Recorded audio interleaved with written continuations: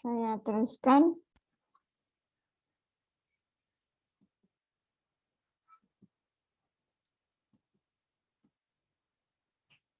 Ini ke apa tadi mengenai ini apa namanya kendaraan rencana, kemudian kecepatan rencana. Nah, kecepatan rencana ya itu dipilih untuk keperluan perencanaan setiap bagian jalan raya, seperti tikungan, ya kan, kemudian kemiringan, jarak pandang, kelandaian, dan lain-lain. Nah, kecepatan rencana merupakan kecepatan tertinggi menerus di mana kendaraan dapat berjalan dengan aman dan keamanan itu sepenuhnya tergantung dari bentuk jalan. Nah, kecepatan rencana itu biasanya notasinya VR. Pada suatu ruas jalan itu kecepatan yang dipilih sebagai dasar perencanaan geometrik jalan yang memungkinkan kendaraan bergerak dengan aman dan nyaman dalam kondisi baik itu cerah ataupun kondisi yang jelek ya. Kemudian lalu lintas lengang dan pengaruh samping yang tidak berarti. Yang pengaruhi kecepatan rencana, kondisi pengemudi dan kendaraan yang bersangkutan ini pasti. Kemudian sifat fisik jalan dan keadaan medan, otomatis kalau jalannya jelek ya pasti kecepatannya rendah. Kemudian sifat dan tingkat penggunaan daerah, ya, penggunaan jalannya ramai atau tidak. Kemudian cuaca. Nah kalau cuaca ini kalau misalnya cuacanya jelek, misalnya kayak hujan deras atau berkabut, otomatis kecepatannya juga berpengaruh. Nah, adanya gangguan dari kendaraan lain. Ini kalau misalnya dengan kecepatan tinggi, kalau atau misalnya ada kendaraan lain yang tidak tertib. Nah, kan ada tuh kalau misalnya baik itu motor ataupun mobil gitu kan di tengah jalan dia menggunakan jalan seenaknya kan. Kemudian batasan kecepatan yang diizinkan kan, makanya kalau di jalan itu kan ada rambu-rambu itu 60 gitu kan, berarti kecepatan maksimum 60. Oh iya, katanya sekarang akan diberlakukan tilang ini ya, tilang online kalau nggak salah. Ini berarti berhubungan dengan kecepatan. Nah, kecepatan rencana ini ya sesuai klasifikasi fungsi dan medan jalan. Ini ada arteri, kolektor, lokal. Kalau dia datar, kecepatan rencananya kalau untuk arteri itu 70 sampai 120 ya. So, kalau kolektor ini 60 90. Kalau lokal 40 70. Ini kalau dia datar ya. Kalau bukit, kalau perbukitan dia kalau bukit ini kan biasanya banyak tikungan ya. Kalau banyak tikungan kecuali kalian pembalap itu mungkin bisa dengan kecepatan tinggi. Tapi kalau yang pernah lewat bukit kayak Padang gitu atau Bukit Barisan itu kan banyak tikungan, semuanya tikungan, dia ngelilingin bukit. Nah itu kan nggak mungkin, walaupun dia jalan arteri nasional, jalan nasional nggak mungkin dengan kecepatan yang tinggi. So, ini kalau bukit 60 sampai 80 maksimum. Kan? Kolektor lokal itu kalau kolektor 60 maksimum, lokalnya 50. Nah, pegunungan, nah ini lebih ini lagi kalau pegunungan.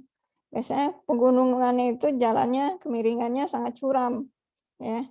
Karena nggak ada pilihan gitu.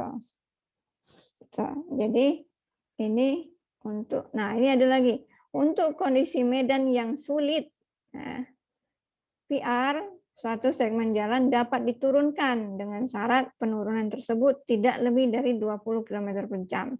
Maksudnya gini, kalau misalnya dia sangat sulit, itu kecepatan rencana yang digunakan itu misalnya pegunungan ya. Pegunungan yang ekstrim ya. Ya kan rencananya karena dia jalan arteri itu maksimum kan 70. Tapi karena pegunungannya kayak misalnya ini nih, yang di arah Pagar Alam itu, tikungan handikat ya. Itu kan kecepatannya kan itu kecepatan yang diturunkan, tidak sesuai dengan kecepatan rencana, kan? Karena kondisinya sulit. Nah, tapi penurunannya itu kalau misalnya 70 diturunkan 20, berarti cuma 50 saja. Nah, berarti tidak boleh kurang dari, kalau arteri ya, kalau di arteri berarti nggak boleh kurang dari 50 maksimumnya. Kemudian volume lalu lintas. Nah, ini volume lalu lintas itu kan berarti hubungannya dengan LHR, lalu lintas harian rata-rata. Ya, kalau lalu lintas harian rata-rata itu kan ketika survei LHR itu kan per harinya berapa volume lalu lintasnya. Yang paling tinggi itu pada jam berapa. Selama seminggu yang paling tinggi itu pada hari apa. Nah, itu lalu lintas harian. Nah, nanti ya untuk untuk perencanaan ya yang dipakai itu ya ini volume lalu lintas harian rencana, itu perakiraan volume lalu lintas harian pada akhir tahun rencana dinyatakan dalam SMP per hari.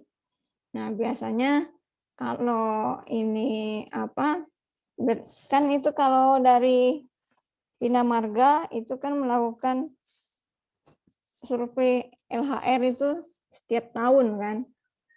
LHR itu idealnya ya itu di survei itu dalam 1 minggu karena dia mau ngelihat trennya. Nah, volume lalu lintas hariannya itu satuannya SMP hari per hari. SMP ini satuan mobil penumpang ya, bukan sekolah menengah pertama. SMP itu satuan mobil penumpang.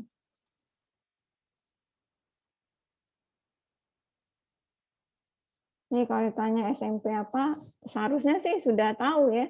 Karena di rekayasa lalu lintas ataupun transportasi itu kalian sudah dikasih. Nah, volume jam rencana. Perakiraan volume lalu lintas pada jam sibuk. Jadi yang diambil itu volume jam rencana. Karena kan untuk keamanan tadi, untuk kenyamanan itu berarti dia diambil yang maksimum, yang paling sibuk. Berarti kalau paling sibuk berarti volumenya paling tinggi. Ini rumusnya ya. Volume lalu lintas harian rata-rata dikali K per F. K-nya itu faktor volume lalu lintas jam sibuk, F-nya faktor variasi tingkat lalu lintas per 1/4 jam. Jadi kalau misalnya biasanya data LHR itu per 15 menit dicatatnya. Mulai dari jam 6 pagi.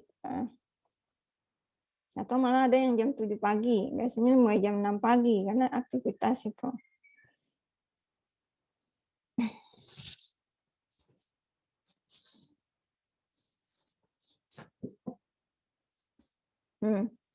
Yang tadi faktor F dan K. Ini kalau volume lalu lintas harian rata-ratanya lebih dari 50.000 ya. Lebih dari 50.000 SMP per jam. K-nya cuma 4-6%. Berarti yang diambil 5. Dan F-nya 0,9 sampai 1. Biasanya diambil dia tengah, nilai tengah 0,95. Kalau 1 itu berarti sudah paling maksimum. Ini berdasarkan ini nilai yang FK ya tadi, K dan F ini.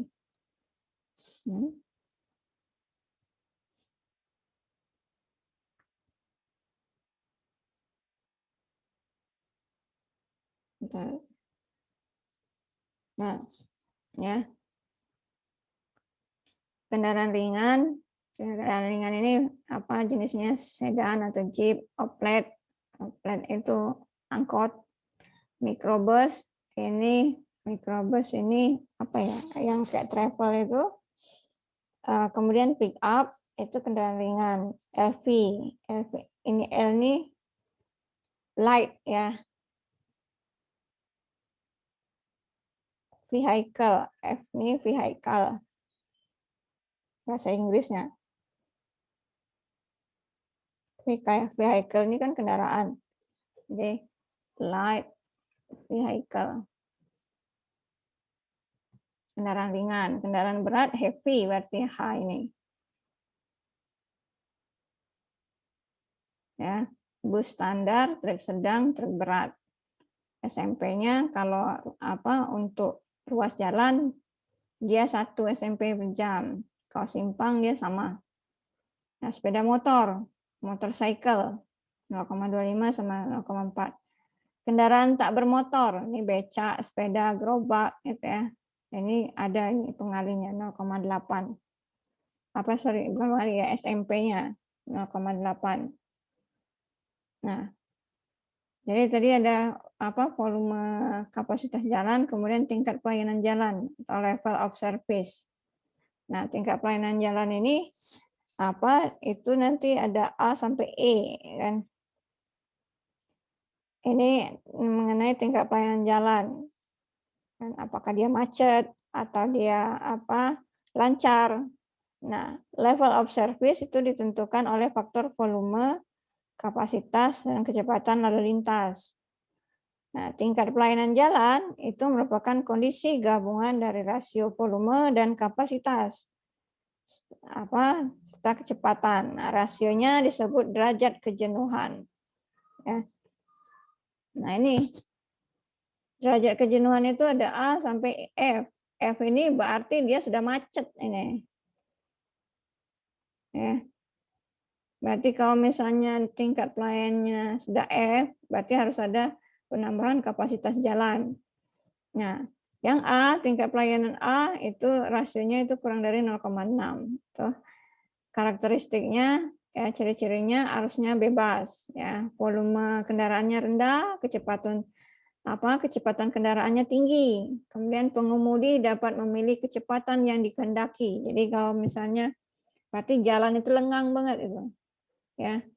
Jadi arusnya bebas. Jadi nggak ada hambatan. Volumenya rendah, berarti kendaraan di jalan itu sedikit. Kemudian kecepatannya tinggi, berarti orang yang bawa kendaraannya dengan kecepatan tinggi, kan? Nah, pengemudi dapat memilih kecepatan yang dikehendaki. Jadi ini kalau yang A, ya.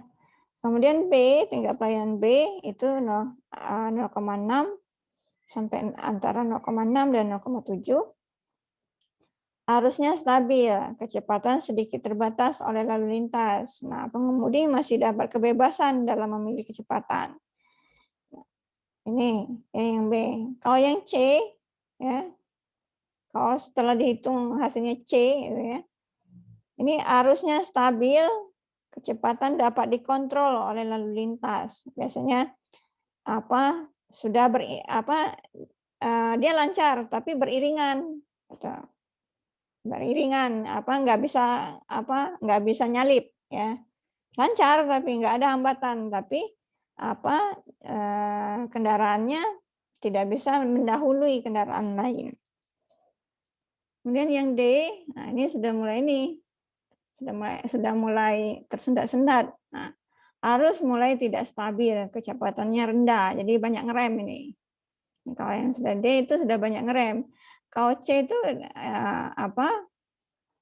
jalannya pelan gitu ya, tapi dia tapi lancar. Gitu. Kalau yang D ini sudah mulai banyak ngerem. Nah, kalau yang E, arus tidak stabil, kecepatan rendah dan berbeda-beda, volume mendekati kapasitas. Jadi kalau yang ini ya, ini sudah macet, ya, sudah ada waktu tunggunya, ya, jadi sudah berhenti gitu. Nah, yang F ini arus yang terhambat, kecepatan rendah, volume di atas kapasitas. Sering terjadi kemacetan pada waktu yang cukup lama. Nah, berarti ini kalau volume di atas kapasitas berarti sudah ada motor sudah lewat trotoar. Kemarin 12 sekian. 12.700. Ini lagi 6. Mau saya nimbe 6?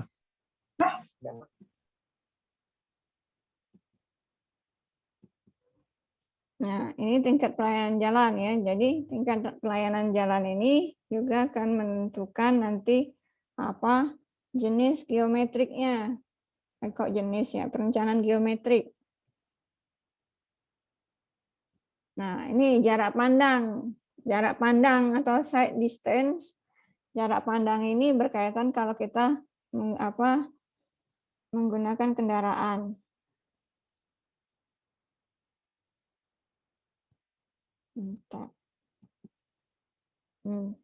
Ini ya jarak pandang. Jadi tadi kecepatan kendaraan rencana, kecepatan rencana, kemudian volume lalu lintas, kemudian tingkat pelayanan, ya loss of service, kemudian ini jarak pandang.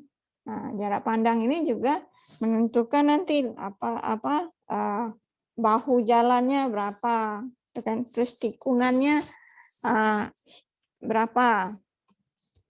Nah, jarak pandang suatu jarak yang diperlukan oleh seorang pengemudi ya pada saat mengemudi. Jadi jarak pandang yang diperlukan seorang pengemudi pada saat mengemudi.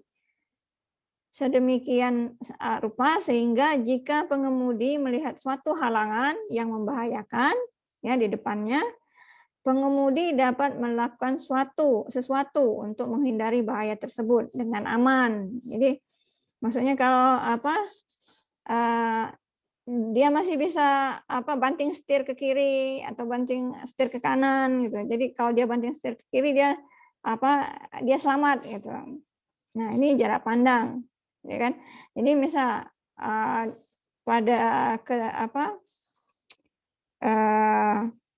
kalau 10 meter itu enggak pasti kalau kayak ngerem itu sudah nggak bisa ngerem lagi, berarti dia jarak pandangnya jauh. Kalau sudah jarak pandang jauh, di depan itu ada truk misalnya, berarti dia harus ke kiri atau harus ke kanan atau dia harus ngerem gitu kan. Itu jarak pandang. Jadi jarak pandang itu jarak yang diperlukan seorang pengemudi pada saat dia membawa kendaraan ya. Kalau misalnya agak riweh dengan ini pengemudi dan mengemudi ini. Sehingga jika pengemudi melihat suatu halangan yang membahayakan di depannya ya, pengemudi dapat melakukan sesuatu untuk menghindari bahaya tersebut dengan aman. Jarak pandang itu ada dua, jarak pandang henti dan jarak pandang mendahului. Ya, ini mendahului. Nah, jarak pandang henti dan jarak pandang mendahului. Kalau jarak pandang henti ini jarak minimum yang diperlukan oleh setiap pengemudi untuk menghentikan kendaraannya dengan aman begitu melihat adanya halangan di depan. Nah, ini. Jadi kalau kecepatannya 120 ya, jarak pandang hentinya itu 250 meter. Jadi berarti kalau kecepatan tinggi ya 250 meter ke depan itu dia sudah harus ada jangan ada halangan. Makanya berarti kalau 120 ini kira-kira kalau misalnya dia tiba-tiba ada tikungan, berarti dia nggak bisa ngelihat di depannya. Makanya kalau aturannya mengemudi itu kan kalau tikungan kan harus ngerem, gitu kan? Berarti kecepatannya dikurangi. Nah biasanya kalau yang ini kalau misalnya jalannya lurus ya. Nah kecepatan 100 itu jarak pandang hentinya 165. Ini minimum ya. Berarti kalau sebaiknya itu lebih dari ini. Nah, kemudian kalau jarak kecepatannya yang 20, ini 20 meter. Ini juga kalau misalnya kecepatannya 100 atau 120 ya, kalau misalnya biasanya kalau tiba-tiba ngerem mendadak itu tetap nggak berhasil. Karena jarak pandang karena jaraknya kan pendek. Makanya jarak pandang henti untuk menghentikan kendaraan itu kalau dia 120 km per jam itu 250. Kalau yang 100 itu 165. Nah, jarak pandang menyiap atau mendahului ya. Ini jarak yang memungkinkan suatu kendaraan mendahului kendaraan lain di depannya dengan aman. sampai kendaraan tersebut kembali ke lajur semula. Nah, diukur berdasarkan asumsi bahwa tinggi mata pengemudi adalah 105 cm dan tinggi halangan adalah 105 cm. Biasanya kan kalau nggak tahu kalau motor ya, karena saya nggak bisa pakai motor. Jadi biasanya kalau misalnya ada truk atau di depan itu kalau mau nyalip itu kan ngerem dulu, agak jaga jarak dulu, baru ke kanan. Jadi bukan di belakang langsung ke sini, nanti pasti nyangkut juga. Jadi biasanya makanya jarak pandang menyiap kan, berarti harus ada jarak, ya kan, harus ada jarak dengan kendaraan di depannya. Nah, daerah yang harus disebar, daerah mendahului ini maksudnya daerah menyalip ya. Ini bahasanya emang terlalu baku ini. Daerah nyalip ini, daerah mendahului itu maksudnya daerah mendahului Jadi gini, maksudnya itu mana ya? Saya gambarkan dulu. Kalau ada kendaraan, kalau kalian pakai motor atau pakai mobil sama aja kan. Daerah mendahului itu maksudnya ini sekitaran ini, ya kan, kanan dan kiri ini. Kalau mendahului biasanya kanan, sebelah kanan, yang sesuai aturan sebelah kanan. Tapi banyak juga yang mendahului sebelah kiri kan. Jadi maksudnya daerah mendahului itu disebar di sepanjang jalan dengan jumlah minimum 30% dari panjang total ruas jalan tersebut. Jadi harus terutama untuk di tikungan ya. Jadi makanya kalau tikungannya tajam ya, itu biasanya lebar jalannya itu lebih lebar dibanding yang jalan lurus. Itu perhatiinlah. Kenapa? Karena ada daerah mendahulunya. Nah, ini kalau kecepatannya 120 ya. Ini jarak pandangan mendahulunya itu 800 meter. Berarti apa nih? Ini jalan tol kalau 120. Ya kan? Nah, ini sketsanya seperti ini ya. Kalau misalnya mobil A yang ini ya, dia mau mendahului C, kan? Nah, dihitung jarak yang dua ini D1 ya. Ini sampai ke sini dia sudah mendahului ini, dia mendahulunya berarti dia sudah di tengah antara C ini. Ini sepertiga D2. Jadi dia ada jarak, ada spare. Bukan di belakang sini langsung ke sini, nggak bisa. Nggak aman pasti. Bisa aja kalau misalnya, biasanya kalau kalian yang bawa mobil ya, sama ya motor juga ya, kalau misalnya tiba-tiba di belakang langsung kalau mau nyalip kan pasti dia nggak ke sini, nggak aman, pasti dia jauh ke sini. Dia jauh ke sini kalau di belakang nih. Nah, kecuali kalau di sini dia ada jarak spare, jarak yang lumayan jauh ya, dia kemiringannya juga nggak sedrastis yang di belakang langsung. Ini untuk jarak mendahului, jarak pandang mendahului atau jarak pandang menyiap. Nah, ini ngitungnya ini. Nah, D1 plus D2, D3, D4. D1 jarak yang ditempuh selama waktu tanggap. Ya. D1 itu ini. Nah. Tapi kadang kalau misalnya kalau sudah berkendaraan, nggak mungkin lagi lah ini memperhitungkan ini. Yang penting rasa amannya saja. Biasanya kalau saya ya, ini ini kan kalau teknisnya ini nih, D1 plus D2, D3, D4. Kira-kira kalau saudara di jalan ada mobil trailer itu menghitung trailer itu panjangnya 21 meter. Kira-kira saya jaraknya berapa? Kan nggak segi tapi kalau itu kalau di jalan ya, tapi kalau untuk untuk perencanaan geometrik itu harus diperhitungkan JD ini letaknya di mana nanti. Kira itu ya. Nah, terus selain jarak pandang, ada daerah bebas samping di tikungan, terutama tikungan. Nih, daerah bebas samping di tikungan itu itu adalah ruang untuk menjamin kebebasan pandang di tikungan, sehingga jarak H ini kan jarak pandang henti ya, itu dipenuhi. Nah, daerah bebas samping itu dimaksudkan untuk memberikan kemudahan pandangan di tikungan dengan membebaskan objek-objek penghalang sejauh E meter. Ya. Makanya biasanya kalau misalnya tikungan itu dia banyak penghalang, biasanya rawan kecelakaan ya. Nah, makanya kalau kayak misalnya ada semak atau rumput, itu biasanya dia dibersihkan atau dipotong ya. Kemudian diukur dari garis tengah lajur dalam sampai objek penghalang pandangan sehingga persyaratan JH dipenuhi. Agak kompleks. Nah, ini cara ngitungnya. Nah, makanya kan kalau ini ya, kalau perhatikan kalau di tikungannya yang tajam ya, itu bagian dalam itu lebih lebar. Ya, bagian dalam itu lebih lebar karena dia adalah daerah bebas samping. Nah, ini ngitungnya E-nya kalau yang jika JH itu kurang dari LT. LT itu adalah panjang tikungan. Ya. Nah, jadi ini JH-nya. Jadi sepanjang ini nggak boleh ada penghalang. Ya.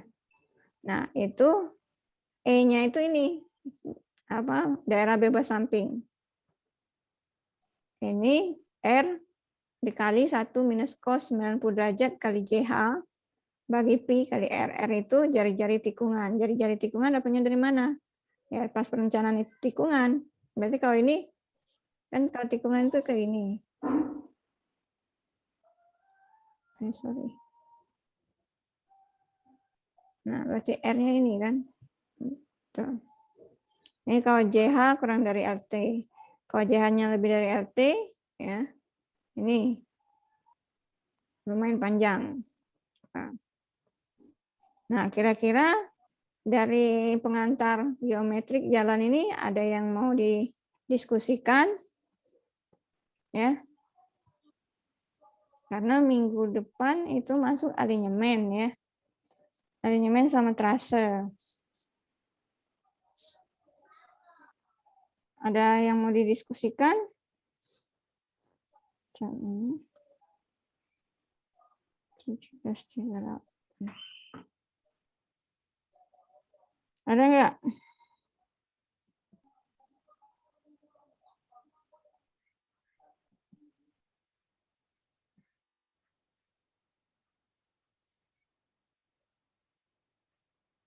Nggak ada? Kalau nggak ada ya saya tutup. Nah. Ini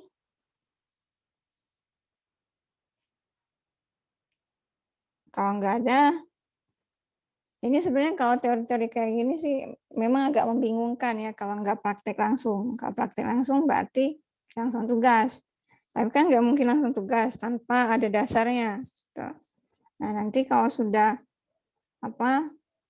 masuk ke trase, nah baru nanti praktek. Bagaimana sih menentukan trase? Oke, kalau nggak ada, ya ini berarti cuma 2 link yang kepake ya. Kalau nggak ada, saya tutup dulu. Udah habis ya. Oke, baiklah ya. Terima kasih sudah mengikuti materi hari ini. Ya. Di waktu kalian kerja nanti, ini ya. Bentar dulu. Nanti saya lupa lagi, saya nggak sempat. Ini, tapi tadi sudah saya ini ya. Materinya udah saya upload di Vclass. Ini sudah yang saya. Nah, ini geometri jalan raya sudah saya upload. Yang kemarin sudah saya upload juga. Ya.